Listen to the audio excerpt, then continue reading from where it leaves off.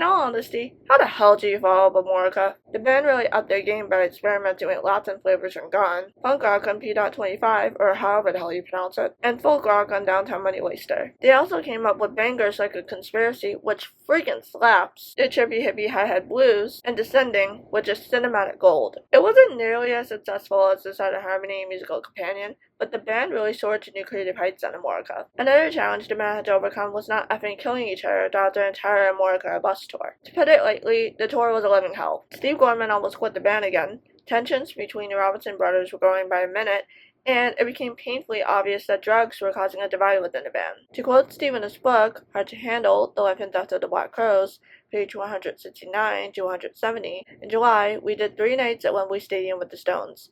There were 2 dressing rooms for the band. One for me, Johnny, and Rich, and another for Chris, Mark, and Ed. There was a sign on the door that read Peking Duck.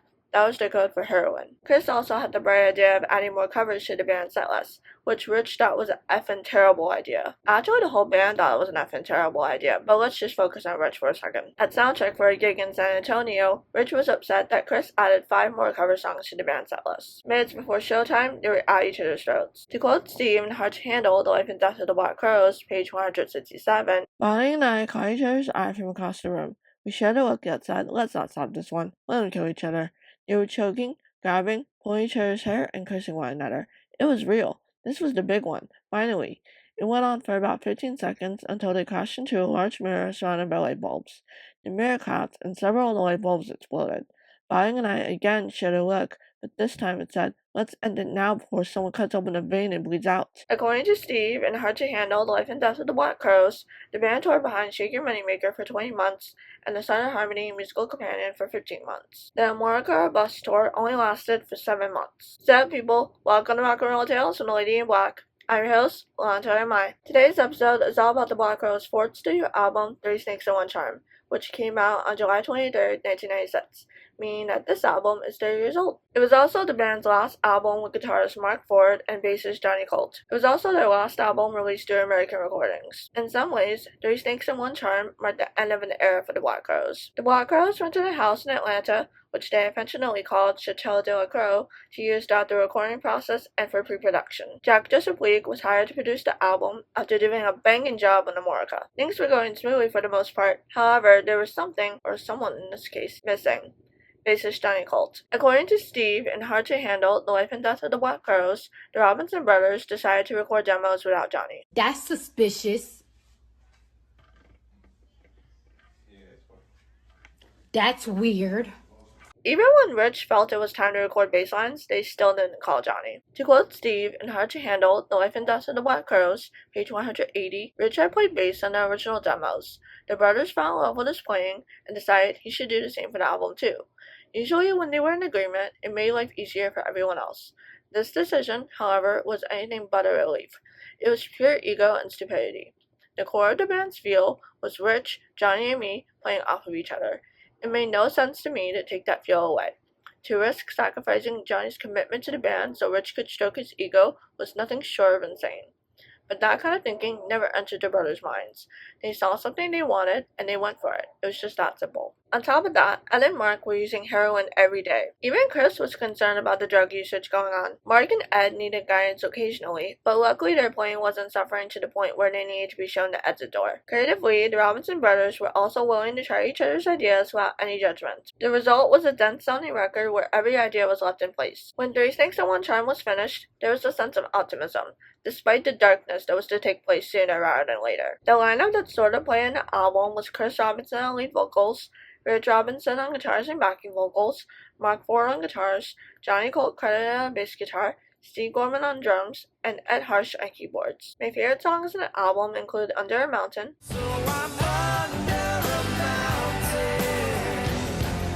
When I saw the Black Crowes live on December 5th, 2024 in Las Vegas, they played Under a Mountain, which was incredible because they changed up the setlist every night and I didn't know what to expect. The studio version is gorgeous, but it sounds just as great live. According to an article from Ultimate Classic Rock titled Why the Black Crowes Started Over at 3 Snakes and One Charm, Under a Mountain was written in 5 minutes. I love the lyrics, specifically for the first verse where it goes, I feel sour, I need a shower, or just a slap in the face. Yes, some people do deserve a slap in the face, unfortunately. The harmonies between Chris and Rich are beautiful, and despite the uncertainty of their relationship during those trying times, you could always count on them to put the music first. And Harsh delivers pure and wholesome keyboard melodies during the song's bridge. Best of all, there's oozingly delicious slide guitar licks going on. Next up, we have Good Friday.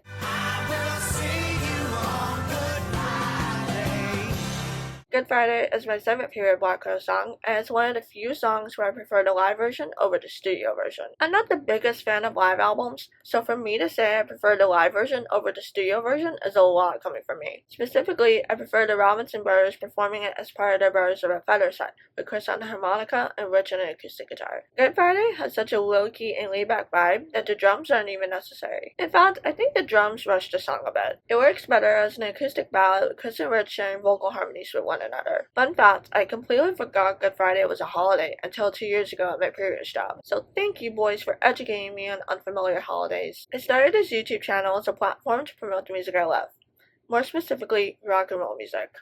I'm not just talking about the greatest hits of AC/DC and Bon Jovi. I'm talking about Def Leppard deep cuts, Richie Samboro's solo albums, and newer rock bands like Rival Sons and Black Sun Cherry. If you liked this video, feel free to give it a thumbs up, subscribe to my channel, and hit that notification bell so that you never miss a video. Next up, we have Nebuchadnezzar.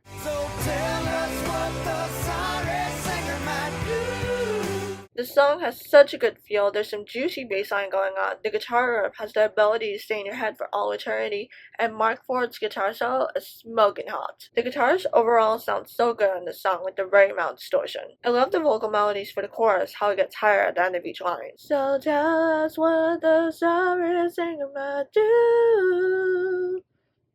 All his friends complain that they got the flu. I'm not even sure if Nebuchadnezzar is a real word, but it's a freaking cool song title. It immediately made me think the song was going to be groovy with lots of attitude and swagger. And that was correct. That track is bumping. Next up, we got Blackberry.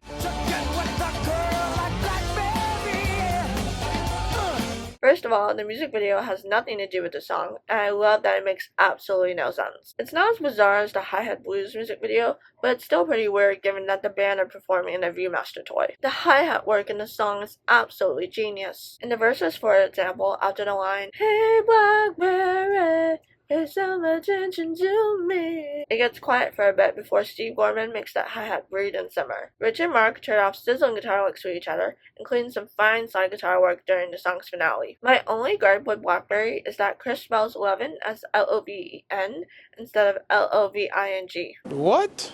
Heck, I would have been fine with L-O-V-I-N, but I guess L-O-V-N sounds cooler, so whatever. The song is still a lot of fun and funky as heck. Next up, we got Only Halfway to Everywhere.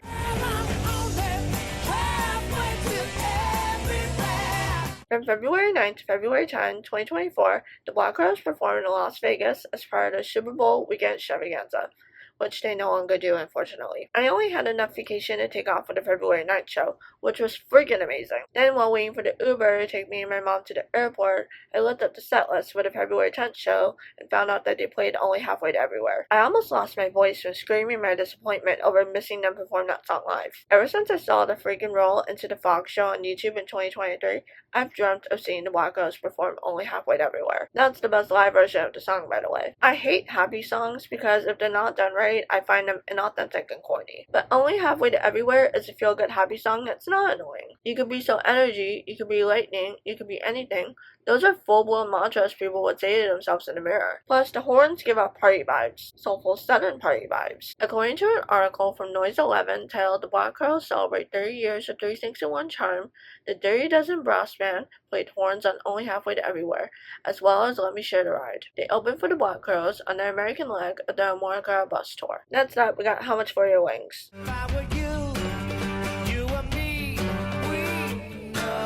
As weird as it sounds, Rich's vocals, specifically when he sings How Much for Your Wings in the verses, are so pure that it sounds like being in the same room he recorded them in. He utilizes a minimalistic approach to give off a shy, innocent vibe that greatly contrasts with Chris's more experienced and confident vocals. There's a rawness and carefree spirit to How Much for Your Wings. To quote Steve in Hard to Handle, The Life and Death of the Black Crowes, page 177, the demo was loose and pretty weird actually.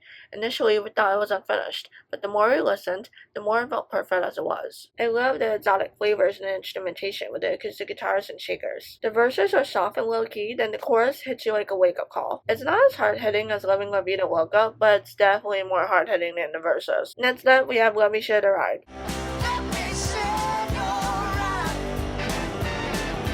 Every time I listen to this song, I keep questioning whether or not it's about hitchhiking. Hey there, buddy, slow down for me. I'm friendly and clean. I will not rob you or cause you misery. Your wheels sound good to me. Hitchhiking is not safe, by the way. Don't ever do it. That's an order! Understand?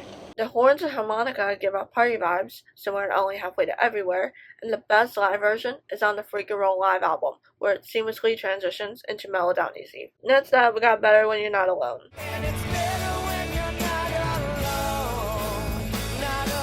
Better When You're Not Alone is a beautiful acoustic semi-electric masterpiece with gorgeous melodies, luscious harmonies in the verses, a stomping groove in the chorus, and a funky wah-wah guitar solo. According to Steve in Hard to Handle, The Life and Death of the Black Crowes, Better When You're Not Alone was a jangly, straightforward indie pop song that would have fit right at home with Mr. Crow's Garden, which was the first incarnation of the Black Crowes. I love the lyrics because psychologically they tell a story. The verses give off a toxic relationship. I love you in the worst way, the only way I know.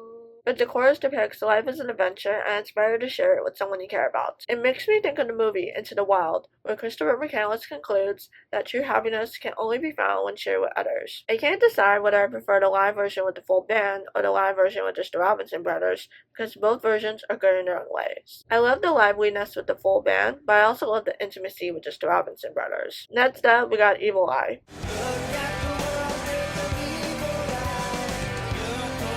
Evil Eye is a weird, trippy, psychedelic tune that was initially recorded during the Tall album sessions in 1983. Tall was the scrapped third Black Crowes album that never saw the light of day until the best bits were released in 2006 as part of a compilation set called The Lost Crowes. Rich plays the haunting main riff while Mark colors up the song with disturbing yet intriguing guitar licks. I love the realism and uneasiness captured through the lyrics, especially the second verse where it goes, Jesus can't save you, though it's nice to think you try.